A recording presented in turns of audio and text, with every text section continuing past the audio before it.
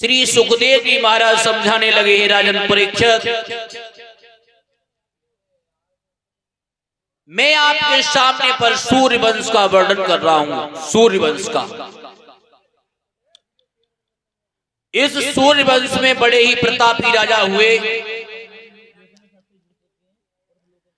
एक राजा हुए थे हरिश्चंद्र, अपने धर्म की खातिर अपने पुत्र को भी बेच लिया, अपनी पत्नी को भी बेच लिया। ध्यान रखना, इसी वंश में आगे चल करके एक अज महाराज हुए थे। अज महाराज के ही एक पुत्र थे दशरथ। विधि का विधान, दशरथ महाराज की 3 शादियां हुई थी, 3। लेकिन किसी भी रानी के गर्भ से किसी संतान ने जन्म नहीं लिया। और ऐसा ही नहीं, डालो भैया, अरे प्रजा करे आनंद और भूप को नीति लगे प्यारी।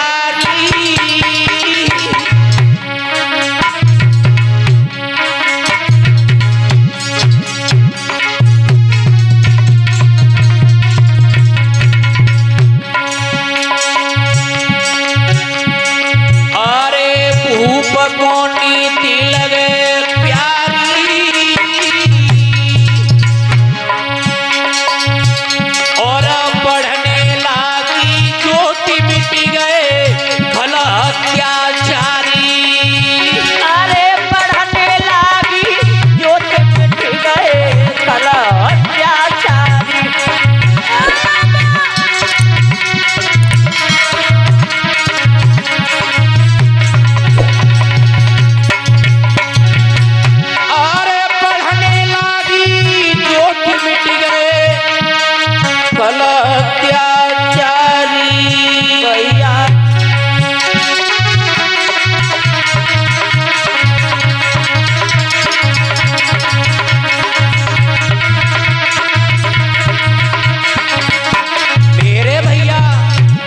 किसी भी संतान ने जन्म नहीं लिया, बड़े ही दुखी रहते थे। और ऐसा ही नहीं,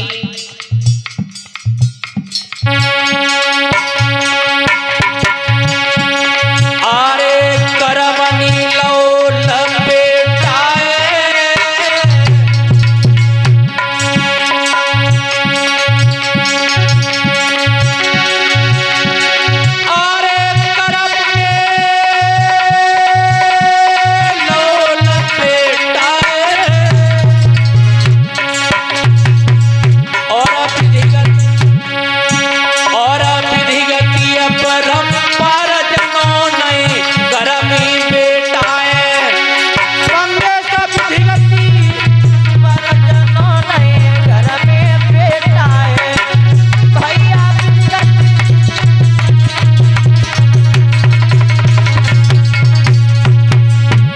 विद्वान ने तो ये भी बताया, माता पिता के गर्भ से जन्म लेकर के एक संतान पैदा नहीं करते तब तक माता पिता का ऋण रहता है। और गुरु जी से विद्या सीखी लला मंगेश, एक चेला ना बनाओ तो गुरु जी का ऋण रहता है।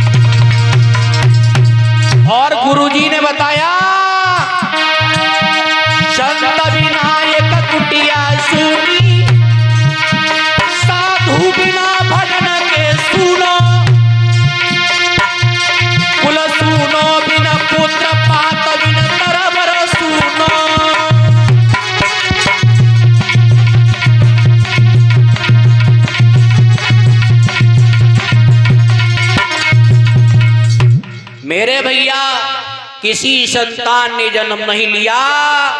दशरथ महाराज बहुत दुखी रहते थे। जब दुखी रहते थे तो एक दिन कुल गुरु वशिष्ठ के पास पहुंचे। गुरुदेव एक बात सुनो मेरी। क्या? तो दशरथ महाराज हाथ जोड़ के बोले, महाराज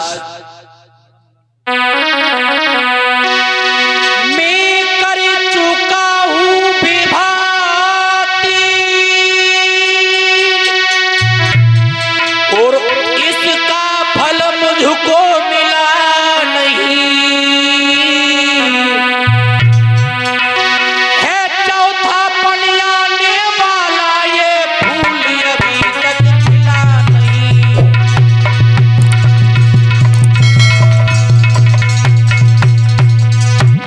मैंने क्या कहा महाराज? एक नहीं, दो नहीं, 3 शादियां हो चुकी हैं, लेकिन विधि का विधान किसी संतान ने जन्म नहीं लिया।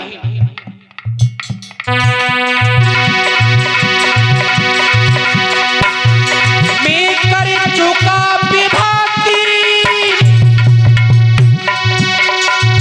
इसका फल मुझको मिला नहीं। अपने आने वाला ये फूल अभी तक खिला नहीं।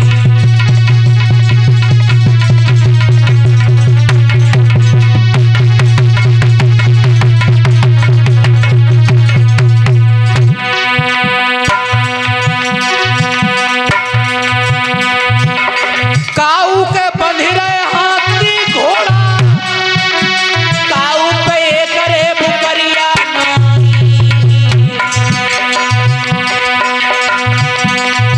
अरे काऊ के महल भरे खजाने, काऊ पे कानी कौड़िया नाई।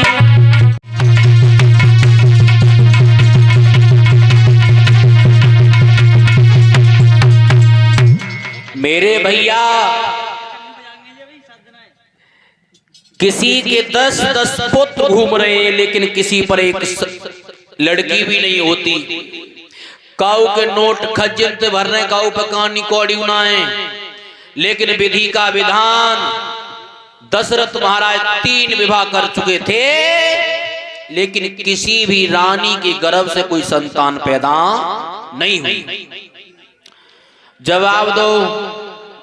महाराज दशरथ ने कुल गुरु वशिष्ठ ने कि तुम ऐसो करो। जवाब दो महाराज, तुम सरंगी ऋषि के पास चले जाओ, सरंगी ऋषि, और उनसे पुत्र जहां तनवी नहीं भूपति देर लगाई रे।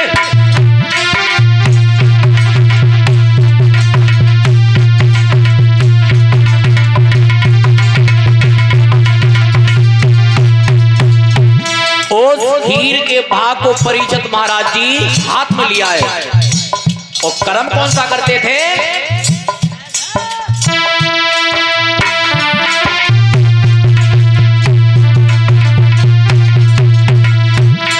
अरे भागलो निगाह तनवी भूपति देर लगाई रे।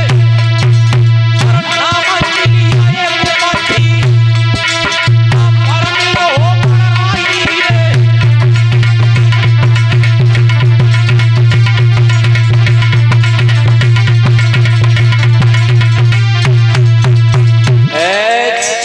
नाम का पक्षी आकाश में उड़ रहा था।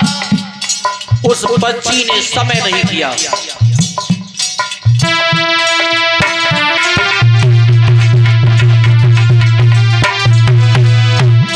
अरे भागलो निगाह तनवी पक्षी तेरा लगाई रे। और धीरे धीरे उतर चलो, फिर गो धरती पे आई रे।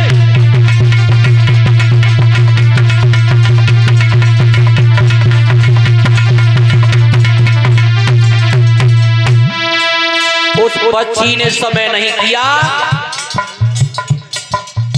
महाराज दशरथ अपने महलों के लिए जा रहे थे खीर का भाग लेकर के, और उसी समय पक्षी क्या करता था?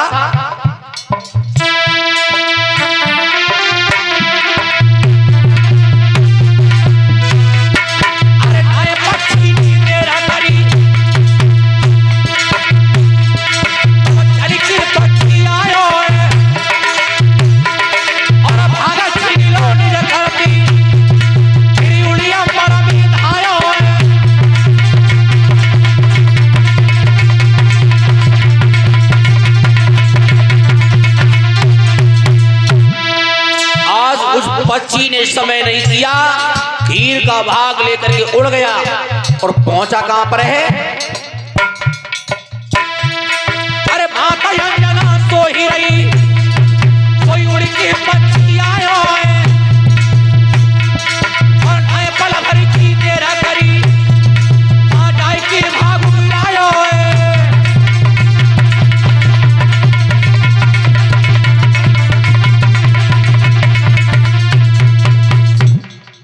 ध्यान रखना श्रोता बंधुओं, आज उस पक्षी ने समय नहीं किया, थोड़ा सा खीर का भाग ले जा करके अंजनी मैया के पास में डाला है। अंजनी मैया ने खाया,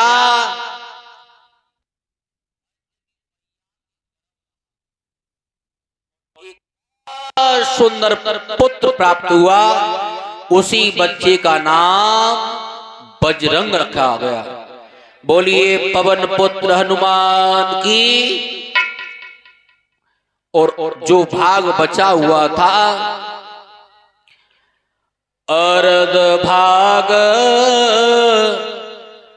कौशल्य दीना और युभे भाग्य आधा कर दीना। आधा भाग मैया कौशल्या को दिया है, बचा हुआ आधा भाग था उसमें से आधा आधा करके सुमित्रा को कैकेयी को दिया है। विधि का विधान, दशरथ महाराज के घर पर 4 पुत्र की प्राप्ति हुई है। ध्यान रखना। बोलिए गोविंद भगवान की। ध्यान रखना श्रोता बंधुओं, आज पवन पुत्र को लेकर के जैसे ही भोले बाबा चले, खेल दिखाया, श्री राम को लेकर के आज कौशल्या मैया जैसी दरवाजे पे आई हैं। ध्यान रखना श्रोता बंधुओं, जैसे ही खेल समाप्त हुआ है, भगवान श्री राम ने कहा मैया, जो जी बंदर है ना, जो बंदर चाहिए मोए। और भोले बाबा आप ही जुगाड़ में, बंदर आप ही जुगाड़ में। जवाब दो मैया, जे बंदर हमारे सभा का ऊपर नाच तुनाए। और जैसे ही भगवान श्री राम ने डोरी पकड़ी, दशा कुछ और बन गई। कौन सी?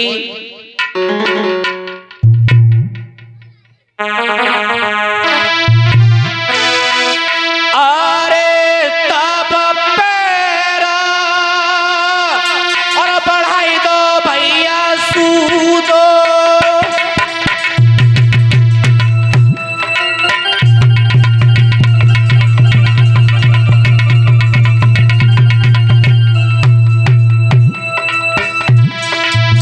मेरे भैया दशा कुछ और बन गई, और होना भी क्या था।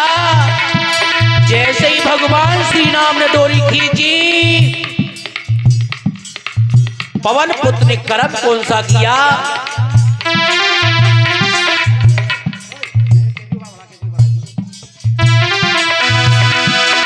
अरे तब पैर बढ़ाई दो सूदो,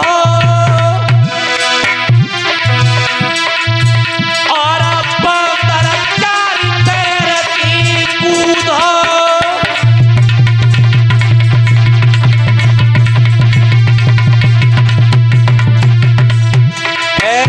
जैसी डोरी खेची,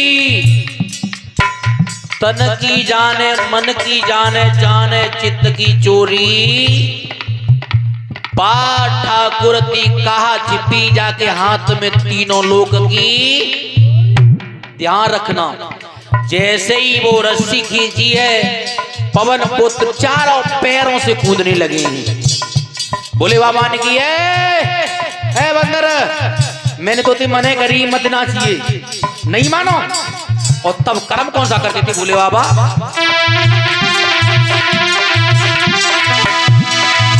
अरे मेरी बात भूली मत जाइए और मत पीछे कदम हटाइए, और रात दिना तू नाच दिखाइए।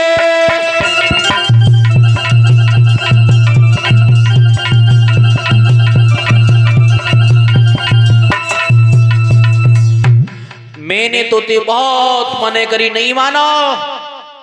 अब रात दिना नाच दिखाते रहिए। इतई कह के भोले बाबा चले गए। पवन पुत्र 12 बरस तक रहे थे भगवान श्री राम के घर पर अयोध्या में। ध्यान रखना श्रोता बंधुओं, आज इधर जनक महाराज की एक पुत्री थी सीता। धरती से जन्म हुआ था हल्की नोक से, इसीलिए उस बच्ची का नाम सीता रखा गया था।